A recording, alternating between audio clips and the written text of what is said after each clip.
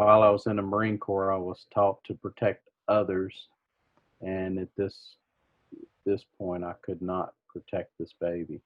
Mm. That's what devastated me more than anything. Mm. Yeah. Thank you for sharing that.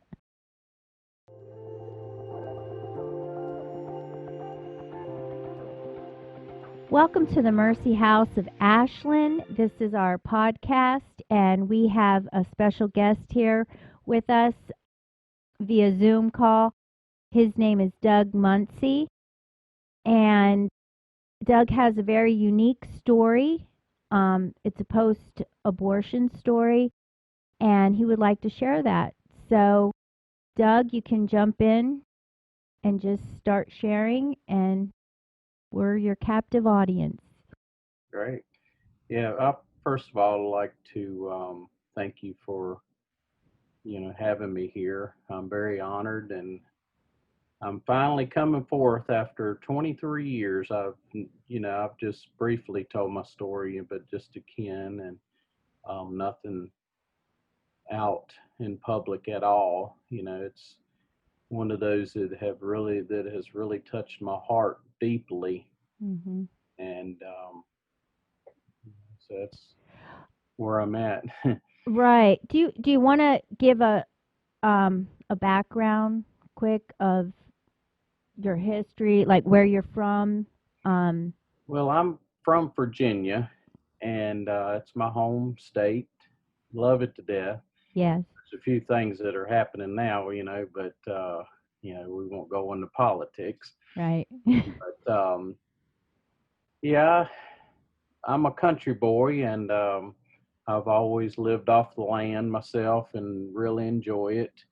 Um, I was the very first Marine that was in our family history on both sides, Wow. actually. So even joining up, without, getting drafted. So Mhm. I take that very, honorably.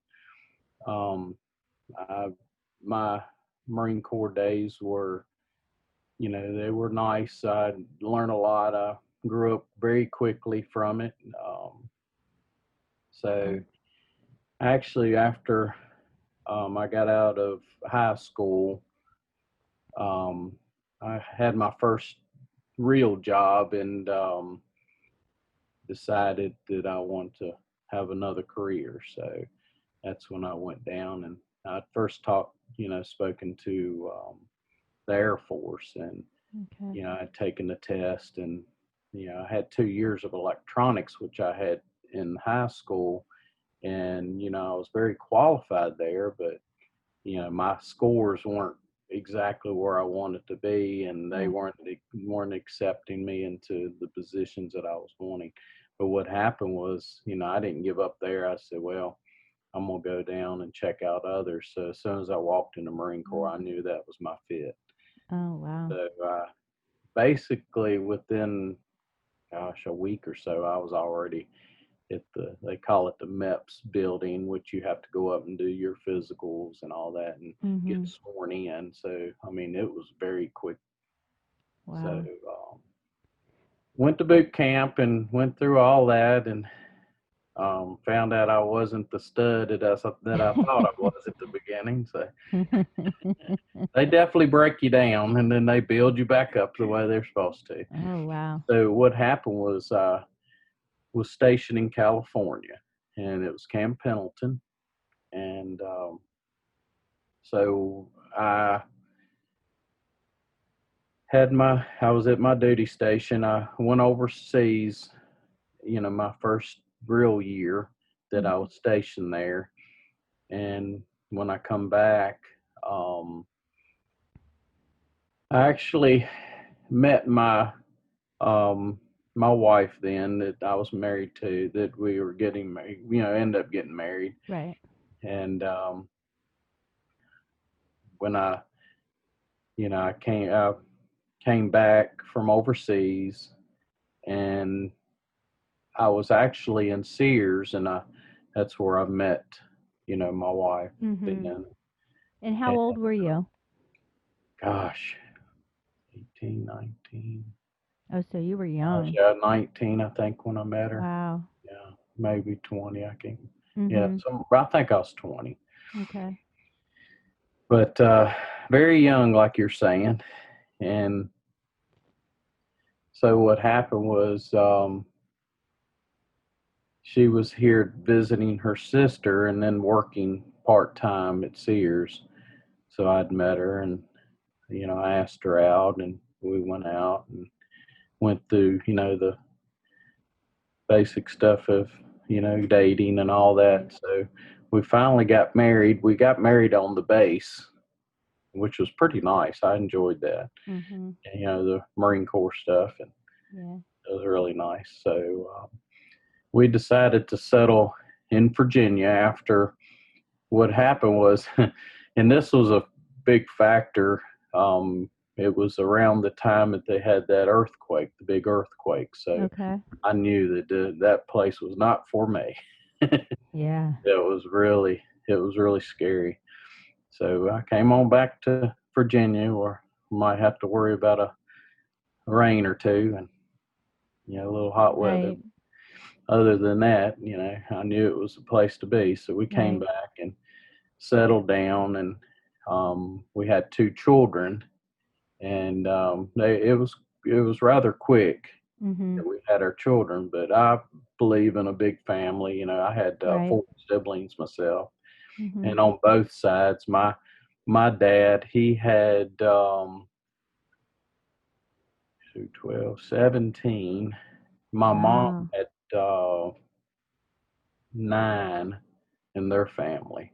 So, I believed in a big family, and, Mhm.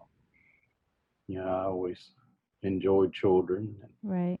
Now, were you a Christian at the time? Yes, I was raised in the church, everything. Mhm. We, my strength with the Lord was not where it should have been. And I think that's why, a Right. lot of times I fell by the wayside, and Mhm. because of the Lord, Right. not knowing Him the way that I do at this moment. Right. Um, it just, you go through life, and, just some of the most important things you just, Right. you don't focus on. And that was definitely one. Right. So, So then take us to what happened. I believe you had told me you were married 7 years yeah, I at was that on my time. 7th year. And what happened was, I'll go a little farther back. What happened Okay. was, I had planned on going on vacation. We hadn't been to California in Mhm. quite some time. So what happened was, um, where I work, they only allow maybe at the most 2 weeks, and that was at the max. So she wanted to go for a more lengthy time. Mhm. So after, when the kids, got out of for spring break or whatever, or for summer break, I'm sorry, Right. um, they decided to go, before time. So I Okay. had set my time up in, the end of June towards 1st of July. So what happened was, she went early, and um, everything seemed fine. Mhm. Nothing out of the ordinary. I had a new house that I was working with, and so she decided, when my time come up, she was like, "Why don't you just stay there and work on the house and get it, Mhm. So better?" And right. So she was out in California with the exactly. kids Mhm. on a vacation basically Exactly. while you were at home Mhm. working. Okay.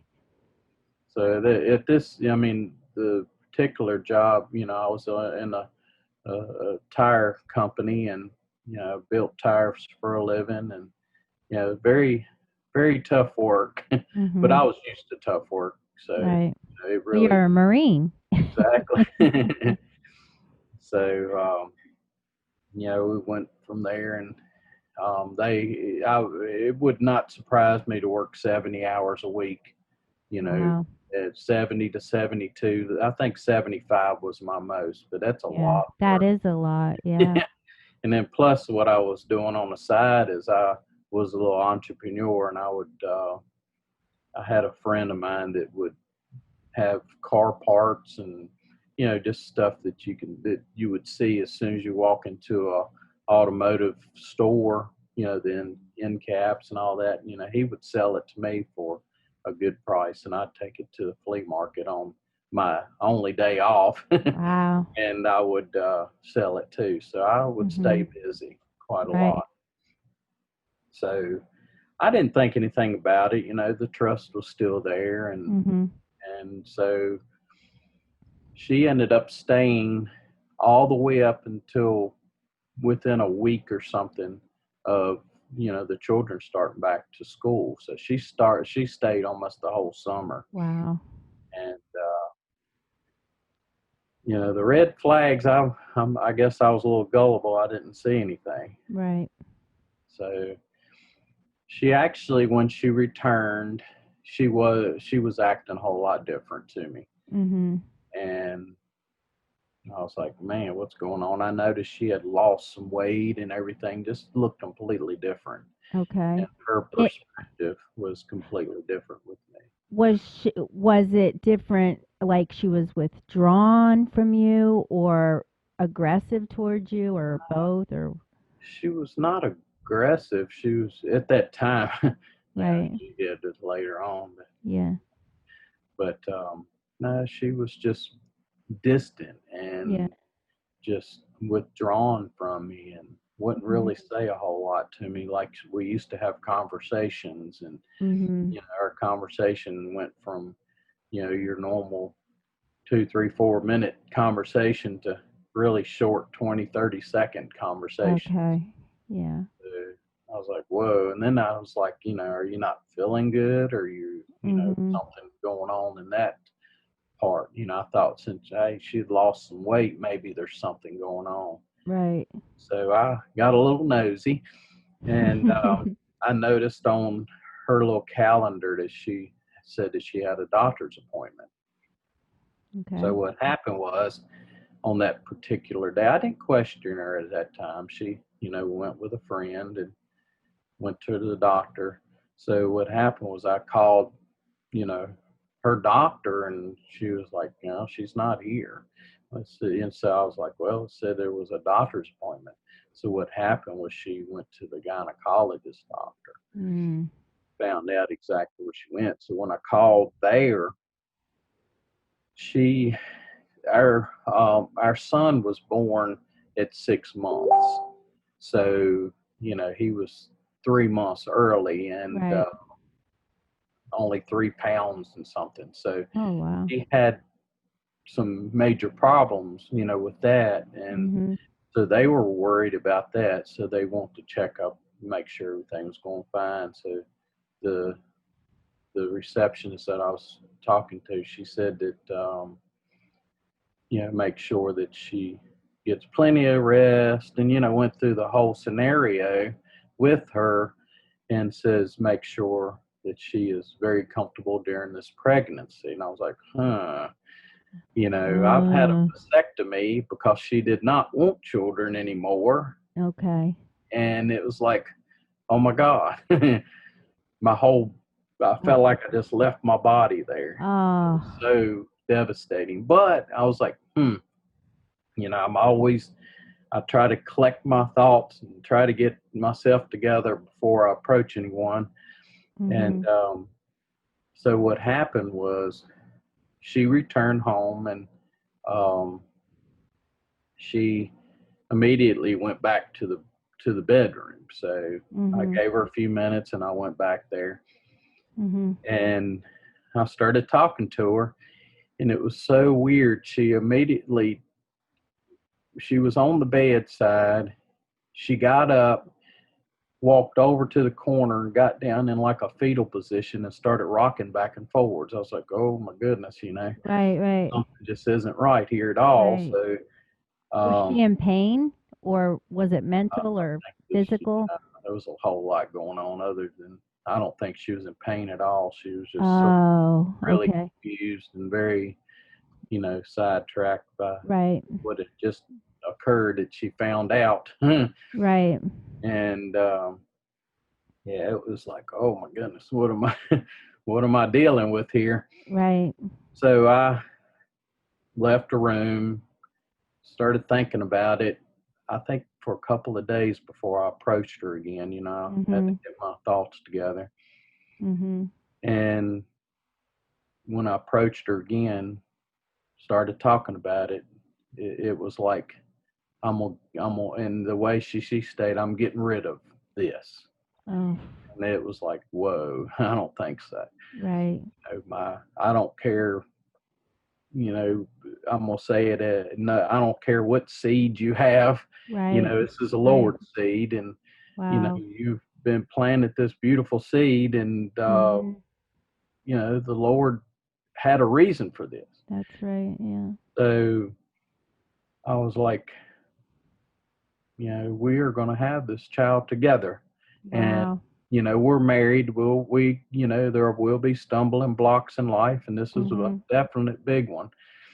And I thought, here we go. So, So let me just interrupt you for a second.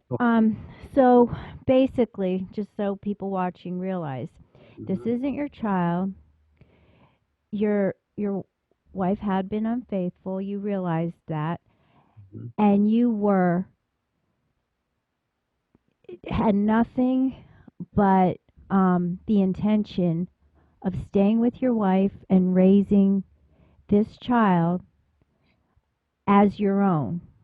exactly, for And you better, were, for worse, and for it was better, for worse, definitely, right. I mean, I can't even imagine the feelings, but um, that's what you were intending on doing. You were already recognizing the um, baby, as life, and as your living children's sibling.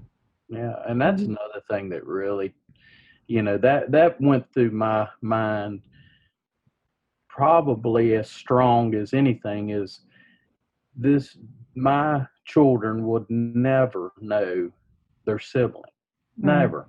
And I mean, it doesn't matter, which direction that you go, it's wrong. right.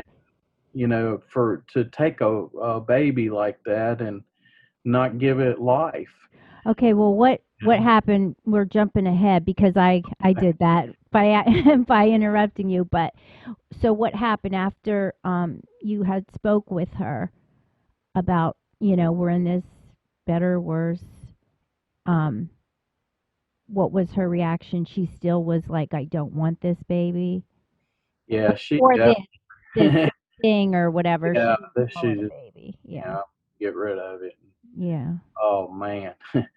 So Mm, I had no word. I just felt like I was defenseless. I had no voice whatsoever, and that right. was what destroyed my heart at the time. I mean, it was like, Mm, being that you cannot even say, "Look, you're having there," and there were other options. I was like, you right. know, other people would love to have this child, and Absolutely. they're fighting every day to have children and they can't. So, give it that chance at least, that way his siblings or her siblings would know Right.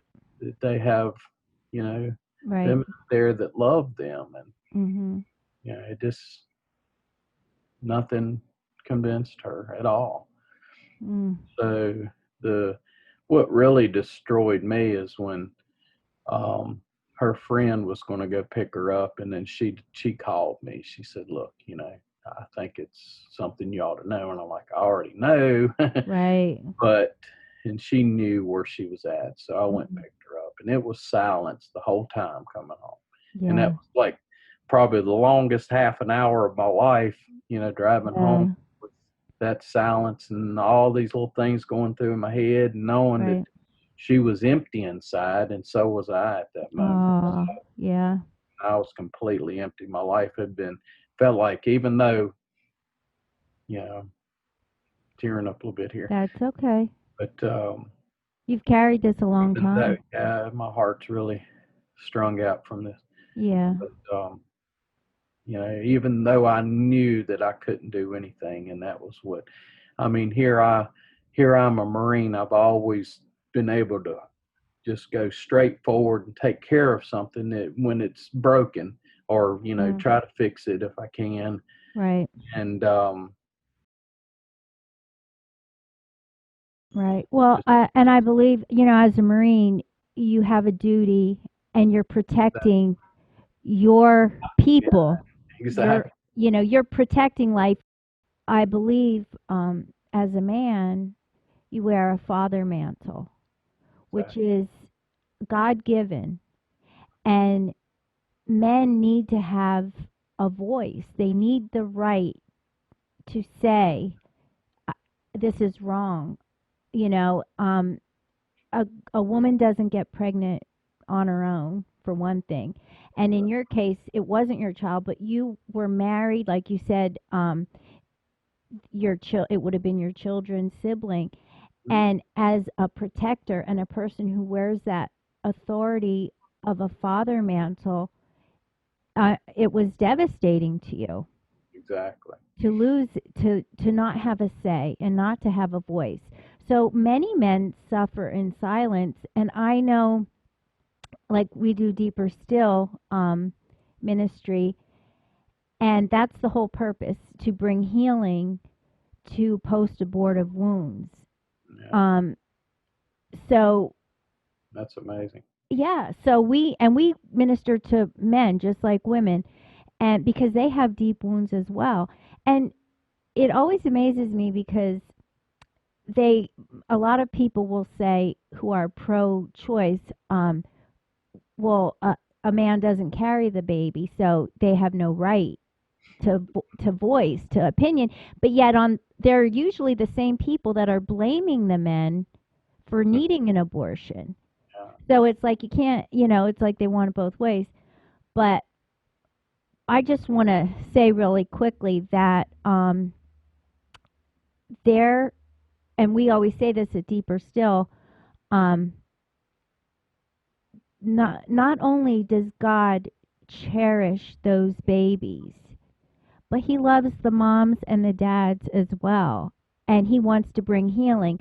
Like many people who even opt for this, like your ex-wife, it was her choice. However, it doesn't mean she wasn't traumatized. We don't know if she has regret or if she just buried it so deep. But these things seem to carry a life sentence. Yeah. So a decision made because, and it's all based on a lie that you believe. They'll even tell you at abortion clinics, you'll never have to worry about this again. You're just taking care of a problem. I mean, it's No, horrible. And then for the rest of your life, you are dealing with post traumatic um, wounds from this event. And the there is healing, is my point, and for all people, and it doesn't take away from the babies. Our That's why we do this, to give a voice to the babies, to give a voice to people that are pro life, and to get your story out there.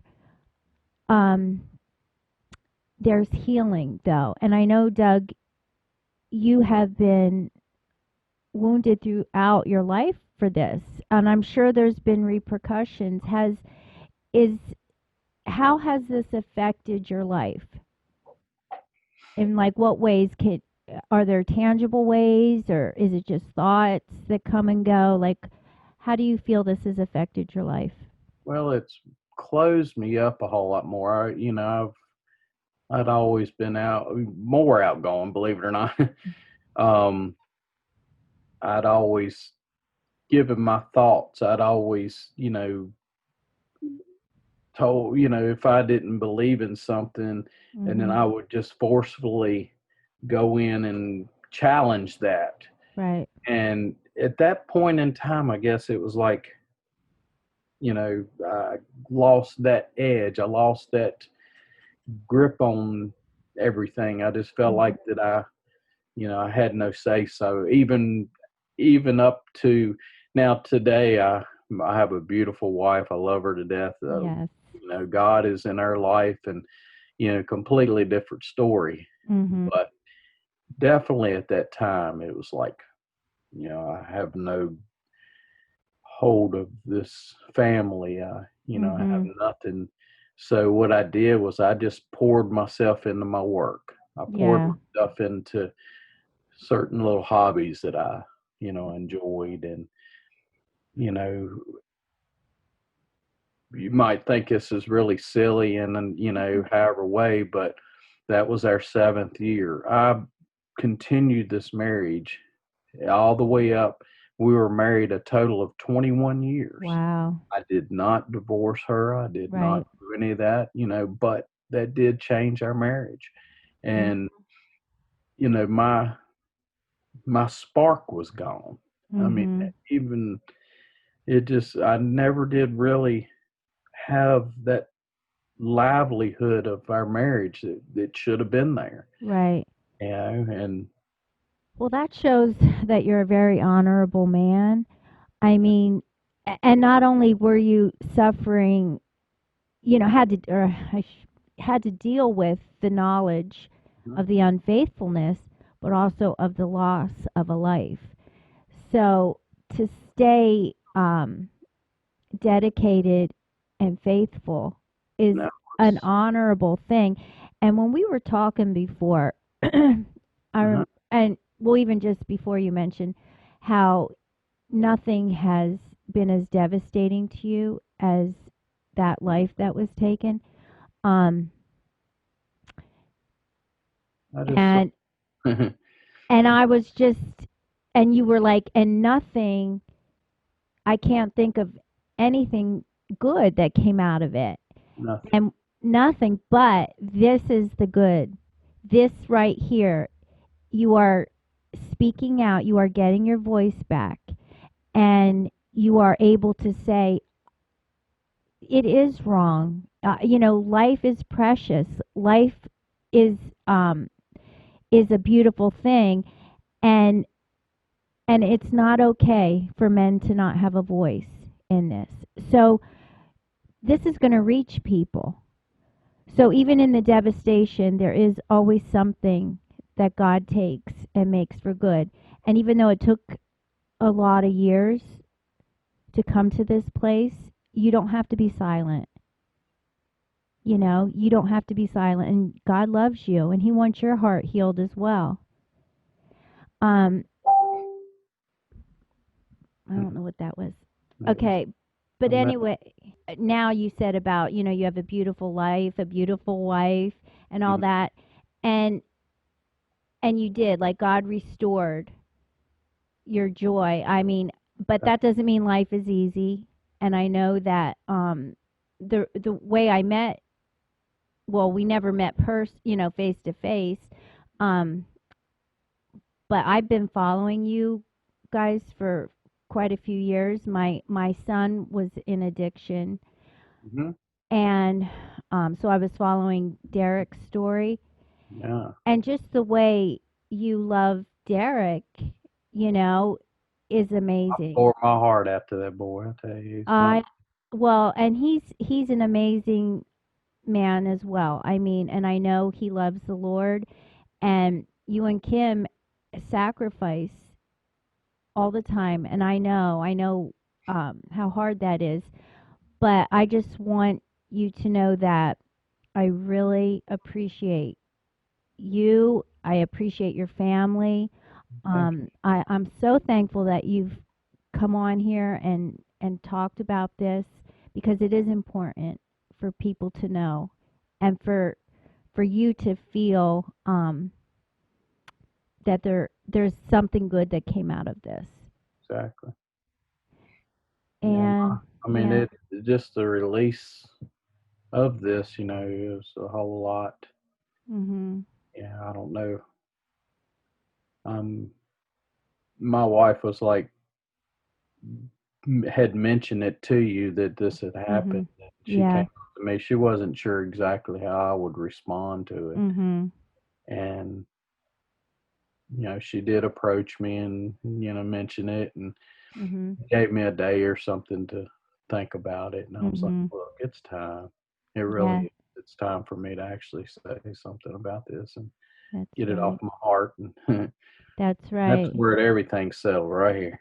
I know. I know.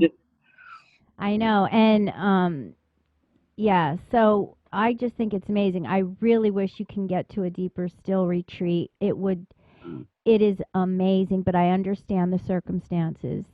Um,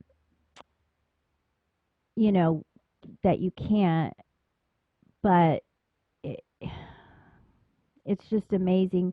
I am just going to do a little uh clip here to um give a shout out to our Deeper Still family. Um, Trish Sclafani is our executive director, and she's amazing. Deb Feinfrock, she is her co-director, and they do an amazing job. We go in, the team goes in on a Thursday. Friday, the participants come in, the people who need healing.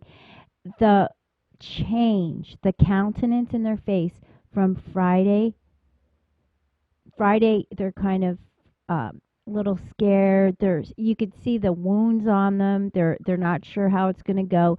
Some of them, by that time, they're like, I don't even know why I want to be here, And who wants to relive the past?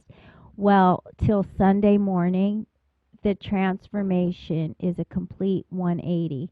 Well, it's just a miracle, and we see it over and over again. We do 2 retreats a year, and one of our team members just opened up her own chapter Wow. in Pittsburgh, and there's a few around. I think there's even one just opened up in Virginia Hmm. from another one that I did ministry with, Ashley. um, Wow. so they're like all over. If you ever get a chance to reach out to them, you know, it's just a miracle, and it's worth it because God wants to restore the hearts and of men and women who have this post-abortive trauma. He loves you. He knows, your sorrow, and he wants to fill you with joy, and he wants you to know that your baby, and it is your baby because you loved that Exactly. Yeah. baby. That Yeah. is your baby. Will greet you one day in heaven. That's what I And the babies said. they don't feel pain. They went to the father's arms, and they are waiting for their moms and dads. That's it. So, and you will see your baby again because you know who the Lord is. And then we have the Mercy House of Ashland, which I think you guys have. I believe your wife. I'm assuming you probably seen it too. We That was a house where 100,000 abortions were committed by one man. Yeah, and it's I heard the story and it irked me well, very. yeah, Yeah. it's heart wrenching. Um, but it's the so we're gonna rebuild right now. COVID kind of put a damper on things, but it's still gonna happen, and we hope to put a deeper still chapter in there someday. Um, but the whole thing is, the God didn't forget the babies. And there's just so many abortions, and it's like this sick little secret, like people just bury it, and they think it'll never affect them again, or they don't want to talk about it, and they don't talk the media doesn't talk about the aftermath of abortion, what it does to people. So we're hoping to not just minister in that building to post abortive people, but also to help people who are pregnant bring their baby to full term, or help them adopt a baby out if they feel they can't raise. there if that could have happened. And, Yeah, that's what we want. And to help people, not just to say, oh, yeah, that's a shame, or I'll pray for you and turn our backs. You know, we need to be active and proactive in all of this. And that's what you're doing, being proactive. So I'm really thankful. Is there anything else you wanted to share? I guess the main thing is that, the voice of the man. I just wish we had more voice, and that's Hmm. what got me, that my voice was, Silenced. yeah, exactly. Hmm. Completely. I could not even, in fact, when I went to the facility, that's all I'm gonna call it. Okay. I have other words for it, but I was not allowed in there. Oh, my. It was like, what are you pertaining to? When as soon as I said it, that it was like, huh. I think I come in a little stronger than what normal people do, though, because Yeah. that. Well, it was a big I deal. was I don't cuss or anything like that, so I know Mm. that was out of it. It's just, I'm very Yeah. at that point I was very stern with what I do, Right. and so they didn't allow me in there even to have my voice, to stop her or whatever. It Right. was not allowed Yeah. in that way. That's the guys need to have a voice into this. It's not just a one-sided deal. Absolutely. And I feel, you know, even myself, I am not post abortive. I have never had one, but and I always say this, but I have such a heart for the babies. Exactly. I'm very pro life, but I also have a heart for those that believe the lies of the enemy, like, it's not really life, whatever. Um, and I just want I want them to know how much God loves them. So, um, but I remember going into deeper still, I was a little like, well, who am I? Like, do I have a right to say anything because I've never been there, personally? And then I realized, well, actually, Trish, the executive director, said to me, Beth, you people who are post abortive need to know that people who have been through it are there for them, and people that have not been there are there for them. It takes everybody. And I feel that way about the men too. It's Men are just as important as the women. We need to hear the voice of the men. Exactly. So I really am thankful and that you took the time to do this. I'm just really grateful. I'm honored. This is a blessing to come through and talk to you, and I really appreciate you having me here. Absolutely. Um, And yeah, so we'll keep in touch and we'll get the word out, and you just keep doing what you're doing and being the man that God created you to be. Um, oh, that's the other thing. I don't know if I said it before, but I wanted to thank you for your service to our country. Thank you. I appreciate that. I'm always in awe of veterans or soldiers because it's just amazing, you know, It, what it you was do for your it was country. tough, but it was the best thing I've ever done. Yeah, that's wonderful. Really got a lot of honor out of it, and Yeah, well, you deserve it. You deserve it. That's a big sacrifice, you know. God bless you and all that you do. thank you. If you want to learn more about the Mercy House, you can contact us on our website, mercyhouseofashland.org, and you can visit it and see what it's all about. We appreciate any likes, shares, or comments. Thank you.